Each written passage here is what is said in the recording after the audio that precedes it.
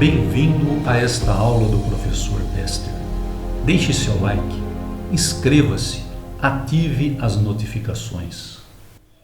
Vejamos então, como eu estava dizendo, o indutor real, ele não só apresenta indutância, mas também eu represento uma resistência em série aqui. Então, essa resistência em série é devido à resistência do condutor que é construído o indutor. Então, o indutor é construído por um condutor e o condutor tem resistência, então tem que representar essa resistência aqui. Além disso, quando eu aproximo uma espira da outra, acaba se formando aqui uma pequena capacitância, muito pequena, entre uma espira e outra.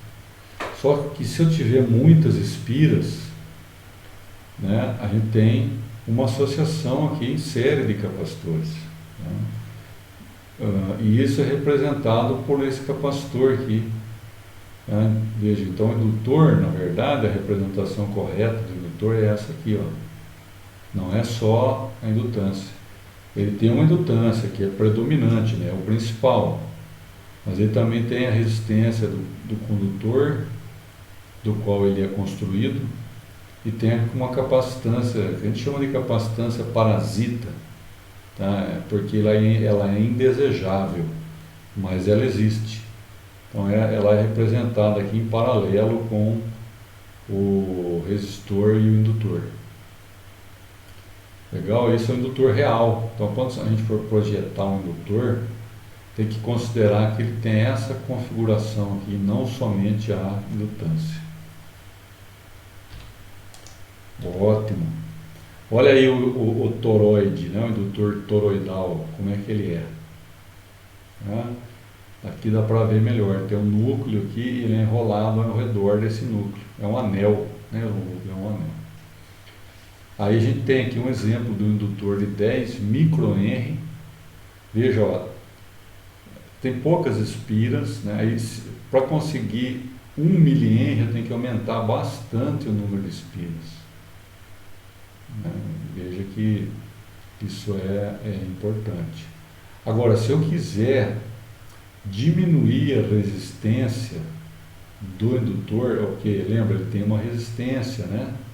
E aumentar a capacidade de corrente do indutor, olha só que tem outra coisa que a gente tem que olhar no indutor, né? A princípio não é só a indutância, né? Você tem que também se preocupar com a capacidade de corrente do indutor, com a resistência série dele, né? A resistência do fio.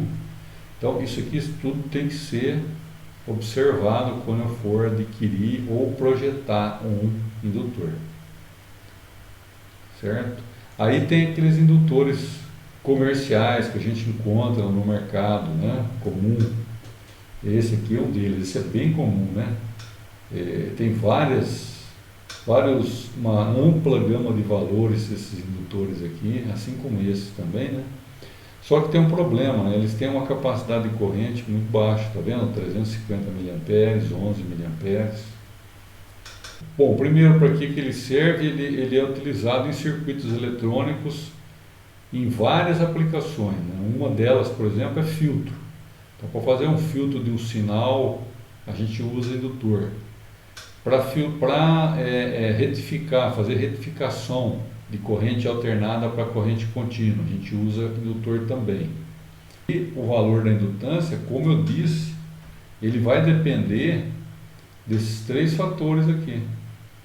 Tá? A indutância depende da permeabilidade magnética do núcleo, do número de espiras, da área do núcleo e do comprimento do indutor.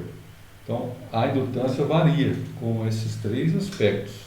É por isso que aqui, para construir um indutor, veja, eu aumentei o tamanho, lógico que esse aqui tem um número de espiras, esse aqui tem um número de espiras maior do que esse. Por outro lado, esse condutor aqui tem uma bitola maior do que esse, por isso que a capacidade de corrente desse indutor é maior do que esse. Então, as coisas estão interligadas, né? A indutância, a capacidade de corrente do indutor, as duas coisas estão interligadas. Isso modifica o tamanho do indutor e o número de espiras também se modifica. Aí, esses são indutores, ó, que normalmente, isso aqui você vê que foi um indutor construído sob encomenda, não é um indutor muito comum de encontrar no mercado. Os indutores que a gente encontra no mercado, mais comuns, né, são esses aqui. Né, parece um resistor, mas não é, né, parece. Ele é um indutor. E aí tem vários valores, só que a capacidade de corrente deles, a corrente que eles suportam é muito baixa, 11 mA, 350 mA.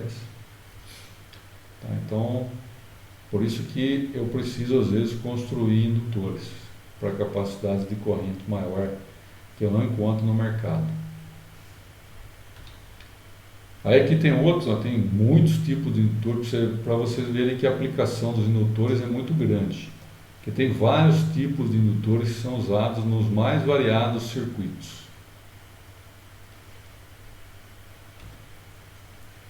Como é que eu calculo uma associação em série de indutores? Se tiver uma associação série, eu somo as indutâncias para calcular a indutância total.